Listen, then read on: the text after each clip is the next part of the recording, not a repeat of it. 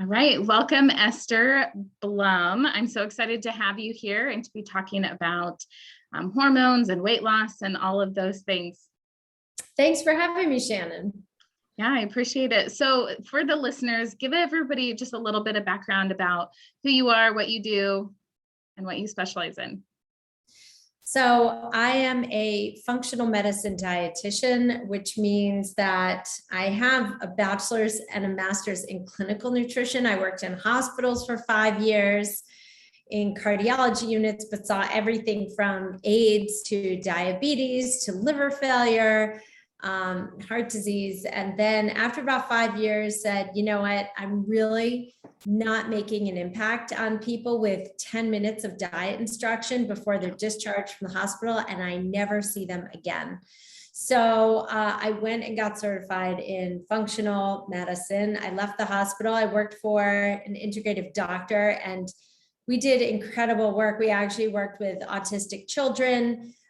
We changed their gut function. We changed their brain function. But also I worked with a lot of people who had autoimmune conditions and people with just kind of these chronic mystery illnesses that didn't fall within the traditional medicine paradigm. And I really learned how to apply, alternative diet therapies that you don't learn as a clinical dietitian, yeah. And how to use supplements. And now I do testing in my own practice. So I'm able to really help people achieve optimal health. Most people are told, their labs are normal. They're sent home, even though they don't feel normal. They don't feel well, but nothing shows up on the lab. So they're sent home with, no diagnosis or tools to actually heal and feel better. So what I do is close the gap and help, A, liaise with people's doctors, but B, do functional medicine testing followed by dietary and supplement prescriptions and protocols and or hormone and medication recommendations. They have to be done with the doctor when needed so that people can sleep through the night, have energy, not have brain fog, resolve hot flashes and menopausal symptoms, have better endurance, have a happier mood, digest their food better, absorb their nutrients, all of that is on the other side of the work we do together. And also things like putting autoimmune conditions into remission. There's so much you can do. There's so much healing that the body can do when you give it the right tools. So I try to really educate and empower people so they have the tools to heal. Yeah, I love this. And I just want to echo everything you said. This is exactly what I talk to my clients about, and I'm sure you have gotten this working with autoimmune conditions. People will say, can I ever be healed from this? And I'm like, well, you can't be healed, but you can go into remission, right? You can no longer suffer from the symptoms that are affecting the quality of life that you are currently experiencing. So I love that. Let's just dive in. What are some of the first steps that someone needs to take to balance out their hormones?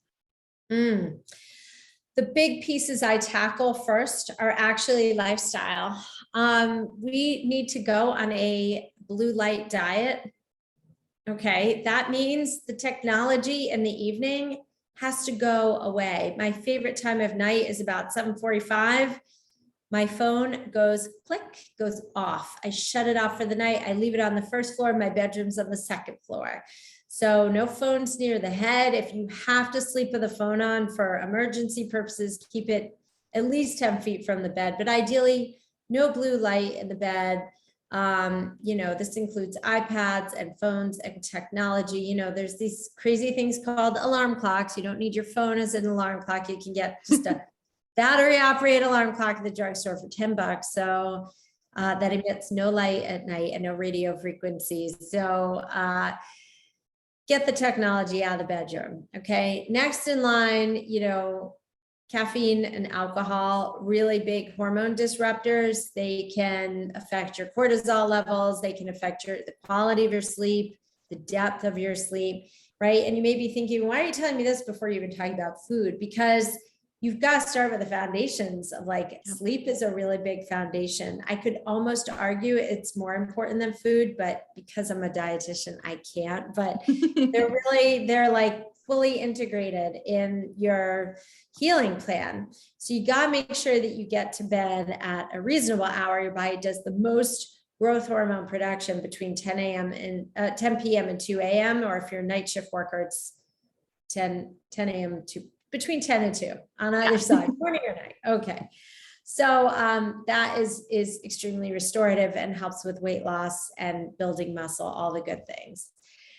Then diet for balancing hormones, you want a diet that is made from real food, right? Just eat real food. So that means the outer aisles of the grocery store. So protein should be a major component of that. And most of us are eating adequate protein, but as women, we're not eating optimal protein, especially as we go through menopause. You really need to optimize your amount of protein that you're eating. This is the amount you should be eating is 1 gram per pound of your ideal body weight. So let's say your ideal body weight's 150, right? You need 150 grams of protein, and you divide that by 7 grams per ounce, and that's like 21 ounces of protein a day. So it's over a pound. So that means you need about 4 to 5 ounces of protein 4 times a day, or 6 ounces of protein and a couple snacks at me, but at the end of the day, if you get enough protein, you're going to stabilize your blood sugar. You're going to improve your mental focus. You're going to definitely improve your hormones and your hormone balance. Why is this? Because once your ovaries stop producing all that estrogen and progesterone, your adrenals are going to start sputtering and be like, I still have more over here, guys. I have some leftovers. And so what happens is if you're not getting enough protein, your adrenals are going to feel really fatigued, especially if you're doing a lot of cardio, spin classes, running. You feel really depleted. So protein is very important for hormone management, getting your cortisol and blood sugar under control, and will help with your energy a lot. So protein's really important. You want slow release carbs. Okay. So veggies, obviously they're mostly water. They really don't have an effect on your blood sugar or your hormones. But you want to get foods rich in nutrients. So sweet potatoes, you can have white potatoes, especially in the summer when you make potato salad. White potatoes, once they're cooked and cooled, are very high in resistant starch, so they take a longer time to break down. You could do rice, you can do non-GMO, farmed corn. You could do winter squashes, beans and legumes if you tolerate them, if they're not too high in lectins for you, and same with potatoes if they're not too high in lectins. But all of those are very nutrient rich if you are enjoying carbs. And then, of course, fats make a huge impact on your inflammation and your hormone balance. So coconut oil, butter, if you tolerate dairy, olive oil, olives, avocados, raw nuts and seeds, all of those are really, really nutritious and will help you. They'll help fight inflammation. They'll help keep your skin supple and soft. They help balance your cravings and your appetite. So all of those are really important. Yeah, absolutely. I want to jump back to the optimum protein really quickly. And what are your thoughts or beliefs around the quality of meat? I'll put it that way. Is that important or not? Yeah, it's not only important for people, it's also actually important for the environment. Pastured cows are really a great way to capture carbon emissions, because you picture a farm with cows roaming freely in pasture, and they're dropping manure in the fields, and then they're stomping that manure down into the soil. That captures carbon emissions. So the output for farm-raised animals of carbon emissions is quite low, and they often graze on crop areas that are not used for farmland anyway. So it's a much more efficient way to raise animals. But from a health perspective, yes, I mean, grass-fed meats, the quality of the fat in the meat is much higher, does have omega-3s in it. You're not, getting as much inflammation in your food, basically, because you're not only what you're eating, but you're eating what the animal's eating. So it's really important. And then, of course, if you are a seafood lover, the way I am, there's a company I love. I don't receive compensation, but it's called Vital Choice. They package wild Alaskan seafood. It's sustainable. It's very clean, low mercury seafood. And the taste is amazing. It's what seafood should taste like. It's not farmed, it's wild, it's gamey, it's delicious. Yes. Well, and you can tell a difference in the color of it too, right? Like once you start eating good quality seafood, Alaskan salmon or something, you're like, oh, this is a different color. It's just more vibrant in its color, and you can not only taste it, but you can see that difference as well. Yeah, I mean, we went to the grocery store recently, like we had a picnic to go to for a school function, and we were like, oh, let's just grab some sushi, right, on the fly. And we looked, and I said, that doesn't even, like, it looks like candy almost, like just the colors and the quality of the fish were really off. And I was like, no, we're not eating that, guys. And we pivoted and got some pate instead. Yeah. We were like, there's a lot more nutrition in this. And I just got some salads and we just called it a day. But yeah, it wasn't good. Yeah. Well, thank you for covering that. And that, for me, meat is really one of the big things that I like to stress for people choosing to do that. If you can't afford to go completely organic or completely grass-fed or, whatever, choosing good quality meats, because it is such a staple. Anyways, so how does someone know if their hormones are way out of whack, and what are some of those signs and symptoms? Well, first of all, I test because I'm a dietitian, not a magician. So I do have my clients do a Dutch test, and I test their gut function as well, because if your gut function is not optimized, you can keep recycling your estrogen in your gut and not excreting it. If you're very constipated, you could be holding on to a lot of excess estrogen. And then, of course, the Dutch test tells me your production and your detoxification of hormones. So it's really important to test for accuracy. But you may be feeling symptoms long before you seek help, and that leads you to seek help. So, very heavy bleeding, clotting is another sign of estrogen dominance. Lots of breast tenderness can be estrogen dominance. Or if you're having hot flashes, you can be very estrogen deficient.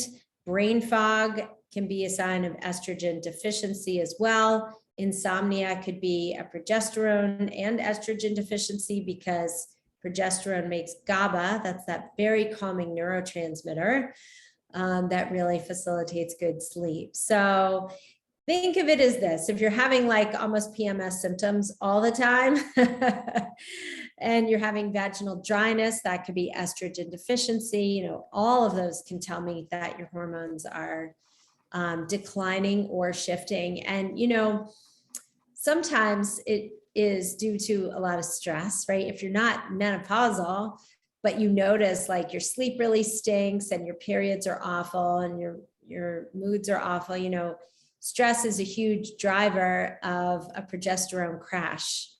So if you've been really, really stressed, you can have really bad periods and your sleep can be affected by it.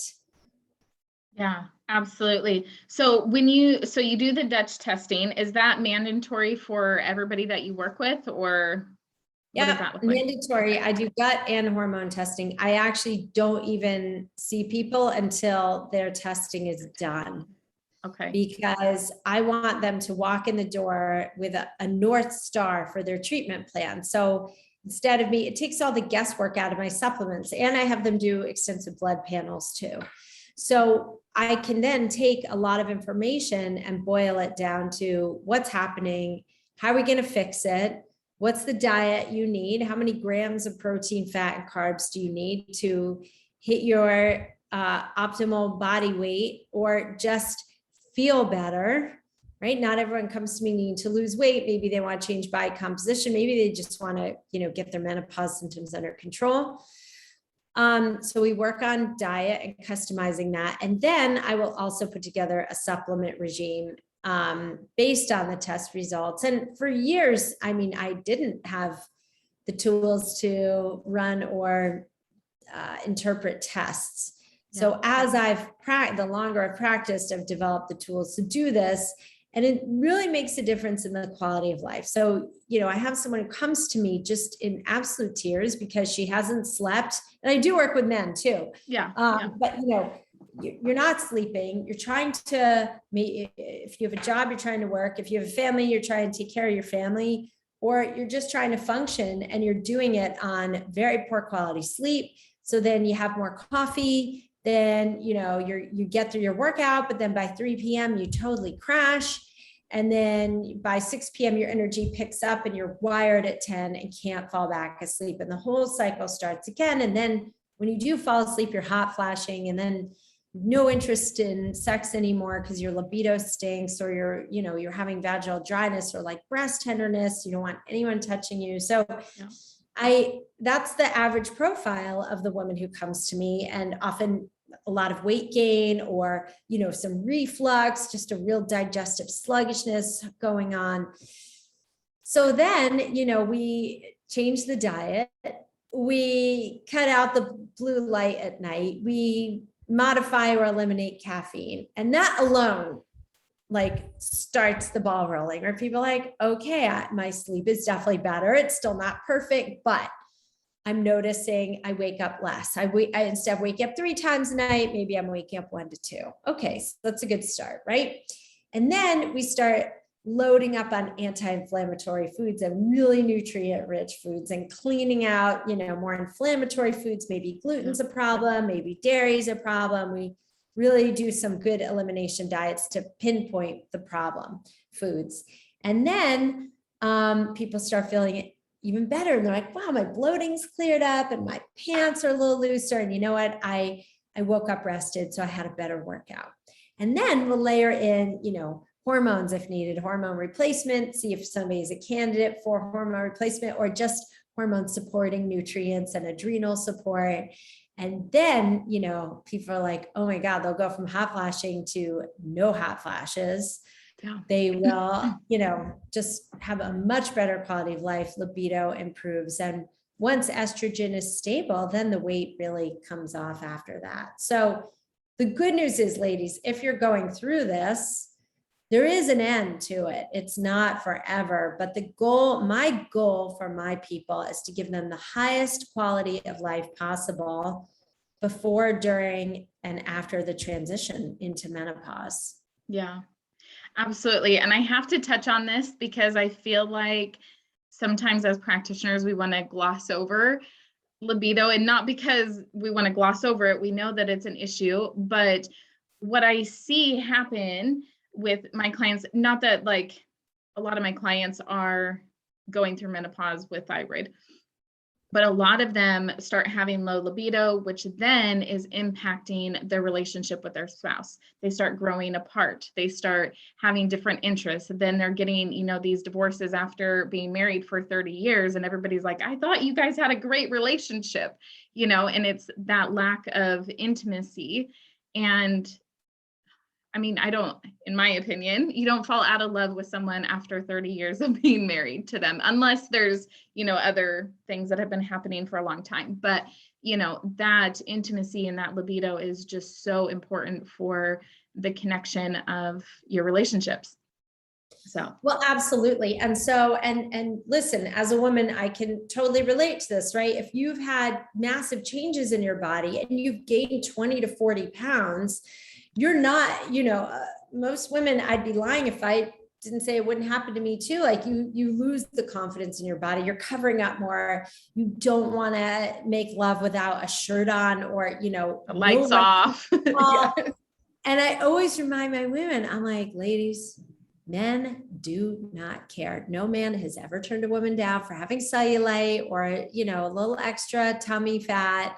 It's not a big deal. And so you really, libido isn't just about the physical urge, it's also about the emotional connection. And whether or not you feel like you want to get in bed and get busy, still dating each other, keeping the romance alive, connecting, going on walks together, doing activities together that you enjoy, really connecting on a friend level, scheduling time away from kids, traveling, like it's harder in COVID, but even doing an overnight once or twice a year, getting family to watch your kids, those pieces are really important. And, once you stop dating your spouse, that I think is when you lose a lot of the intimacy. So it's really important by dating, I don't mean you've got to go spend time and money on fancy restaurants. You could go on a walk or a hike together.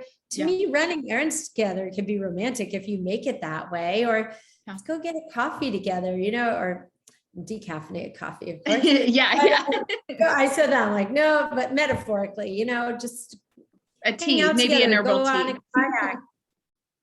Yeah, right, exactly. Just do something fun. Go to a museum, look at art together, do something different, mix it up. Yeah. That's, I think, where, because the sex keeps you going when the friendship's down, and the friendship keeps you going when the sex is down. So you got to have a good foundation, and it takes time. I mean, I think everyone goes through their ups and downs in marriage. Yeah. So it takes absolutely time to build on that. That's a skill. It's a muscle you got to develop. Be like, oh, right, this is how we started. Let's bring some of that back in, Yeah, absolutely. So how is balancing someone's hormones a way, like, how does that affect thyroid hormones and thyroid health? Well, it's definitely linked to, the better off your hormones are, right? If your estrogen and progesterone are optimized, that's going to also optimize your cortisol patterns, which will also support much better thyroid function. So, and again, think about, I'm sure you talk about this, or talked about this with other guests, like the thyroid is in your throat chakra. Yep. So much of thyroid health is really about speaking your truth. And that means getting your needs met. It means saying no to a lot of things and setting really good boundaries around your health. The people I have found with the greatest, challenges around trauma, for example, often have Hashimoto's or autoimmune condition, or sexual abuse, physical abuse, emotional abuse, right? And I look at their cortisol patterns on the Dutch, and like their cortisol is just really low. It can't get it up. Okay, so that means maybe your thyroid medication won't work as well as it should, or you could be blowing through it by 3 p.m. and then feeling really sluggish and tired. So to me, the best way to support your thyroid is by balancing your stress, which balances your hormones, which supports your thyroid. And your adrenals in particular, they're not sisters, your adrenal and your thyroid, but they're definitely best friends. And so if your thyroid is not functioning optimally, or you're taking thyroid medication and still feeling exhausted and seeing no improvement in energy, that's kind of a red light going off that means, okay, it's a warning light, right? Like, I better support my adrenals too. And if not, your energy will really, really suffer on the back end. So you've got to give thyroid medication without adrenal support, or without testing your adrenals, I should say, you're omitting a big piece of the picture in your healing and your energy, your mental focus, all those things. Yeah, absolutely. And I think you touched on something really important. When we're dealing with thyroid, we see a lot of that trauma, right? Not being able to say what we need to say. So besides balancing hormones, balancing cortisol levels, dealing with that stress management, is there something or a technique, or, what do you recommend that someone does in a situation like that? Okay, so I have a YouTube channel, Esther Blum, it's ESTHER. I have an interview with myself and Dr. Dawn Wood. So he created the Inspire Performance Institute. He is a trauma specialist. He's a psychologist, and he works with people who have had their legs blown off in the Boston Marathon, or were addicted to crystal meth and just suddenly were able to stop. He reversed his own daughter's Crohn's disease. He didn't realize she was being sexually abused by a neighbor, if you can believe it. Oh my gosh. As a child, and all of a sudden developed Crohn's, or it was either Crohn's or colitis. And once he figured it out and dealt with the trauma, she never had a flare up again. So traumas, and he helped me tremendously too, with some trauma I went through too. So you should absolutely work with someone. Now, some people believe in therapy for that. You need to do what works for you. I'm not someone who has a lot of patience or time necessarily. Yeah. That's why I went to Dr. Wood. I spent like 4 hours with him, just going through a very intense session. And I listened to 30 days of meditations after that. And it's pretty good since it really didn't come back. So I absolutely recommend finding a therapy. Some people love EMDR, some people love tapping, breath work, talk therapy, whatever combination you find works for you, but definitely get the emotional support to clear it. Because with trauma, right, your actual reality, you're not in danger at present, but your mind is still imprinted with the trauma and thinks you are. So you're permanently in this fight or flight state that can manifest itself, right? Fatigue, thyroid issues, trauma triggers the genes to turn on that express illness for autoimmune conditions a lot of the time. So if you can get your body to stop receiving those old error messages, right? And say, nope, it is what it was. I am actually safe now. I'm not in imminent danger. I'm not experiencing any trauma today. Yeah. And then your brain, once you get your subconscious program to realize like, oh, I'm really not in trauma, boom, you can clear it out. Yeah. Well, and I have found just with my clients, once they start to really address that trauma, everything, like their cortisol is starting to balance out, like all these other hormones are starting to like even out, and they're like, oh my gosh, I feel so much better, So I love that. And you feel happier because the grief you are going through every day is heartbreaking, and you do have the tools to heal. You really do.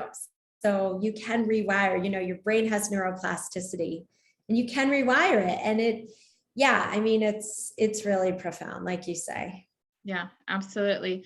So what are a few of the changes that someone can make in their life to start having better energy?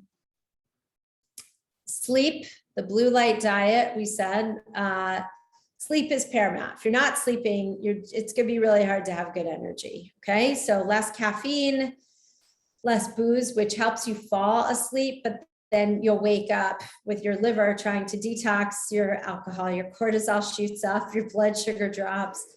So cutting back on those lifestyle. Breathing, deep breathing, right? Breathing is free. You don't have to take a pill.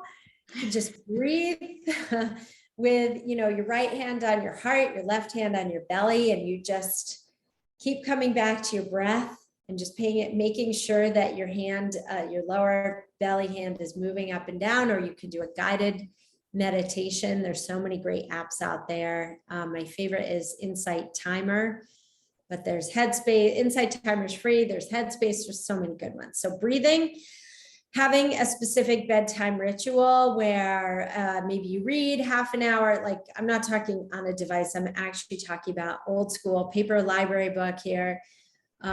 Reading, having dim lights, maybe putting some lavender oil on your hands, inhaling, or putting it on your pillow.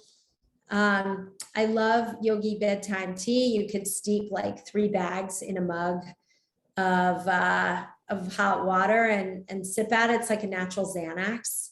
Mm-hmm. Getting enough protein during the day is also really important, because I'll never forget. So I wrote Cavewomen Don't Get Fat. It's a paleo diet book for women. And when it came out, this woman emailed me. She showed me, I had never met her before. Her name was Rose. She showed me her before and after pictures. Okay. And she followed the diet. She lost 25 pounds, which in and of itself was great. But to me, the greatest part was she got off of her Z-Quil for sleep because she regulated her blood sugar. So much of good quality sleep and cortisol management is blood sugar balance. So for some people, it's getting optimal protein through the day, but for other people, it's intermittent fasting because they're having so many blood sugar fluctuations that fasting can help reset insulin receptors. Now, if you have Hashimoto's, if you have a thyroid condition, you may not be a candidate for fasting. Yeah. But the best way to know is trial and error. You know, in Cavewomen Don't Get Fat, I looked at about 73 studies on intermittent fasting, and only 13 were done on women. Yeah. But here's what I know. Okay. So it's really not, to me, not a ton of information, but I do know that menstruating women with thyroid conditions do far, they don't do as well, far less well than women who are in menopause can handle fasting better because you're not getting all the monthly estrogen surges and crashes, and your cortisol blood sugar are more even. But trial and error there. Yeah, absolutely. Absolutely. I think those are great recommendations. And I think, well, and one of the things that I'm sure you've touched on, you know, is that tryptophan, so protein, turns into melatonin. So if you're getting enough adequate protein during the day and your body is able to convert it and, you know, all the pathways are open and whatever, then we are able to have the melatonin to help us get into that good, restful, restorative sleep in that. Go ahead. Before menopause, yes. Once menopause or perimenopause happens and your progesterone really declines, it's much harder. You're not making GABA, and it becomes harder for a lot of people to make melatonin. So yes, if you're perimenopausal or menopausal, you know, perimenopause, you want progesterone days 14 to 28. Again, if you're a candidate for it, that alone can really help rock out your sleep. And then once you're menopause, you can take it every day, and that'll really help you get your sleep back. Amazing. Good tip. Thank you. Does someone need to completely overhaul their diet to start seeing the energy, to start balancing hormones, things like that? So I recommend you add things in, it's versus taking everything away. It's too overwhelming, and it feels, to me, you know, I don't like feeling restricted. I don't like someone telling me you can't have this and you can't have that. That is depressing. You just want to like face plant into a trough of whatever it is you're told not to eat. So, you know, I try and add things in and just gently displace. And I'll ask my clients, some like don't care. They're like, do whatever you want. I'm so sick of feeling so bad. I'll do whatever it takes. Other clients are like, no, I really want to do this very slowly and gradually, so it feels much more organic, and I have time to process it and take ownership of that. So I meet people where they're at. But again, no one has ever complained when I've said add in more protein, and then they say, I actually can't eat everything that you're telling me to eat. That's a very good problem to have. Yeah. So, but I can tell you, you know, with autoimmune conditions, you know, I recommend starting just taking out grains to start, and maybe some gluten. And you may not have a true gluten sensitivity, but you may have a glyphosate sensitivity, which is the weed killer that is put on to crops, especially gluten containing, you know, wheat, things like that. And I know this because I've had many clients go to Europe or other countries where the crops are not GMO and chemically laden, and they tolerate the food fine there. So it may not be a true gluten sensitivity, but it may be a chemical sensitivity, and it's disrupting your gut function. And your gut is where your neurotransmitters are made, your small intestine. So you know, definitely starting to play with grains. Maybe you want to take out lectins, some beans, legumes. Again, I write about this in Cavewomen Don't Get Fat. It's a very handy resource for that. And then if you still aren't feeling great and your energy is kind of sluggish, then you can try omitting dairy too. I have some people I treat with Hashimoto's that can't tolerate gluten, but tolerate dairy fine. I have others that can tolerate legumes, especially if you soak or sprout them. Soaked or sprouted grains might be tolerated better than non-soaked, sprouted, or grains. So rice may be tolerated in some people, but not in others. So it's really individual. And so take some time and play with it. But if you really want to do it hardcore, but you don't want to spend all that money on food allergy testing, just take 30 days. Say, okay, I'm going to cut this out for 30 days. I'm going to reintroduce it once every 4 days, because it takes your immune system up to 4 days to have a reaction to a food. There's short acting antibodies, and there's IgG and IgE. And so the longer acting antibodies can take up to 4 days to like bloat up from a food you're eating. So reintroduce slowly and see how you do, and fix your gut inflammation in the meantime. Yeah. That's the other thing too, is, some people's food intolerances are really due to gut inflammation. They're not a true intolerance. So once you heal up your gut walls and reseal those gap junctions, then you can often tolerate better, a greater variety of foods too. Yeah. So do you recommend people start with that elimination kind of process, or what do you recommend for someone like, okay, I'm listening, I hear what you're saying. Yeah. Where do I get started? Yeah, I always start with the testing first. I will do an extensive blood hormone gut panel, right? And I see what your inflammation looks like. Do you have a leaky gut? Are you sensitive to gluten? Are you showing autoimmune markers in your gut? Are you recycling your hormones?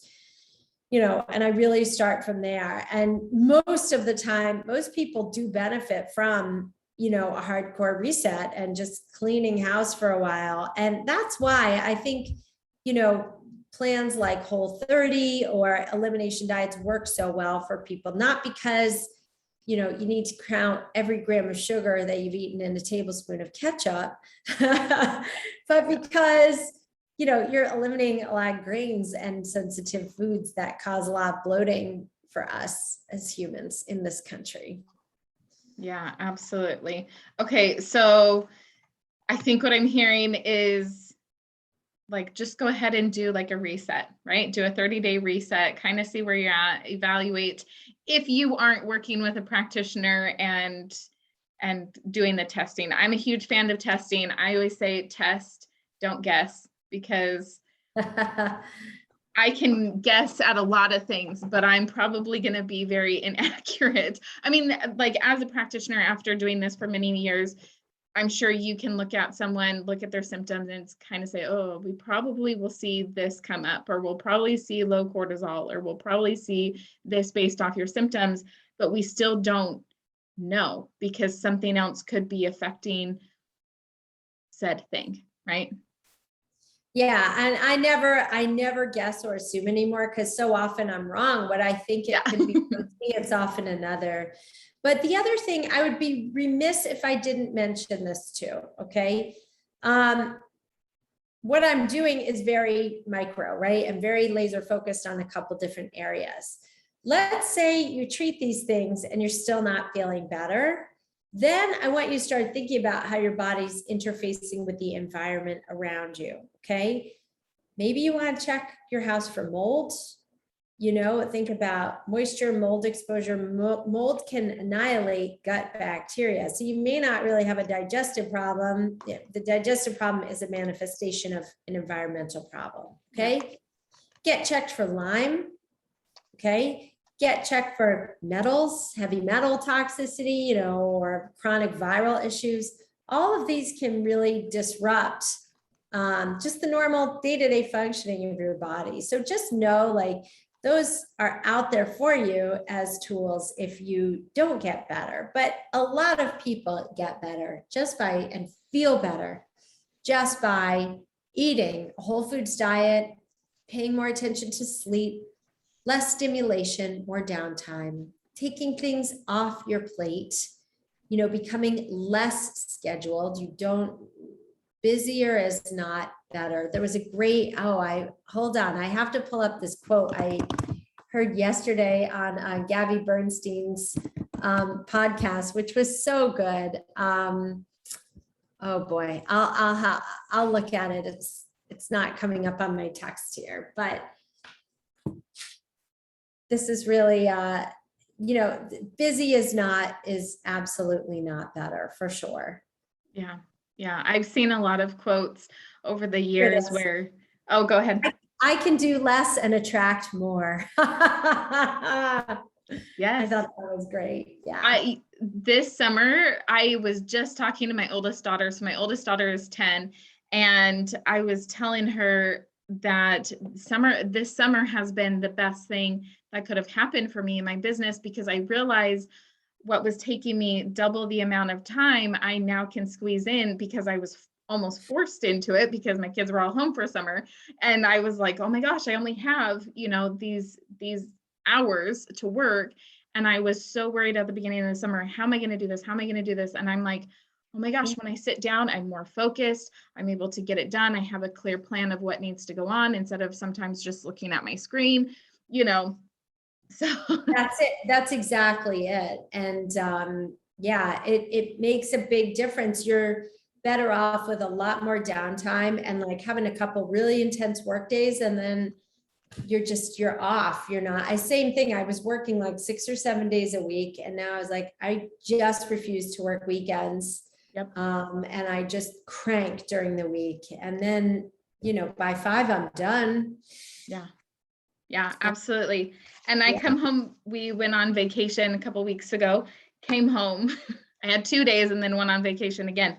And it was insane. Awesome. But I came back after those almost 2 weeks off, and I was like, I had all these ideas. My brain was flowing. I was in the zone, right? I got so much done after those vacations. So I love that, we really can do so much more when we take and it's interesting too. I don't know if you feel this way, but like, I feel like also in those early morning hours, like when I'm sort of in a dream and awake state, somewhere in between, I find that's when my mind like really solves a lot of problems. And I'll wake up and immediately I have a notepad next to my bed. I like jot down. I'm like, my mind is just sorting through. Or same thing, get a good brain idea. When your brain is calm and not on a device or not overstimulated, then the creativity flows. And mine happens at night. Okay. So I keep a pen, paper, a notepad by my bed, same kind of thing when it comes to me, and it drives me nuts because I'm like dozing off. I'm ready. Like I'm so comfortable, and it's like, boom, I got this idea for a post or a podcast or something. And I'm like, oh, man, and I used to get up and like go put it on my computer, and then same kind of thing. I'm like, okay, put it on, like, you don't have to get out of bed, just roll over, write it down, and then it's out of my head, and then I can go to bed or in the shower. That's another spot for me. Shower and driving. So take advantage of those times, people. That's a creative flow state for sure. Yeah. Yep. And just to kind of touch on that, like turn off the radio sometimes, allow yourself that white noise, or that white space, I should say. Yes. And that's the other time when my ideas come to me, is walking in the morning. So, and it's quiet, right? I hear bird song. If I do listen to podcasts sometimes, and then the other times I just carry my phone with me, because that's when I get a lot of ideas and just will text myself. Yes. Yep. Absolutely. Well, thank you so much for being on today. Is there any last nuggets that you would love to share with the listeners? Yeah, I got a couple of things. First of all, there's really nothing in you that can't be healed when given the right, or put into remission when given the right tools to do so. So just remember that. Don't give up hope on yourself. You're resourceful. You're listening to this podcast, so you're resourceful and you have resources. So good on you there. Number two if you want to follow me, I'm on social media at Gorgeous Esther is my Instagram handle. I have a YouTube channel. I have a website, and I have a giveaway on my site or on Instagram. If you put your email in on estherblum.com, you get a free video training. It's 3 days on how to crush your cravings. And it's really going to help you get your sugar cravings under control, no matter where you are in your level of hormones or thyroid function. And last but not least, for 4 of your people, Shannon, I've opened up my calendar to offer just a 30-minute consultation where people can strategize on a certain health issue that they're having or a struggle. And we talk, and they leave with 3 customized strategies that will get the needle moving. And you go to estherblum.com/call, CALL. Perfect. And all of these links, you guys, will be in the show notes, so you guys can grab those really quick and easy. Thank you, Esther, for being on. I really appreciate your time today. Thank you, Shannon. I appreciate you. All right, we'll see you guys in the next.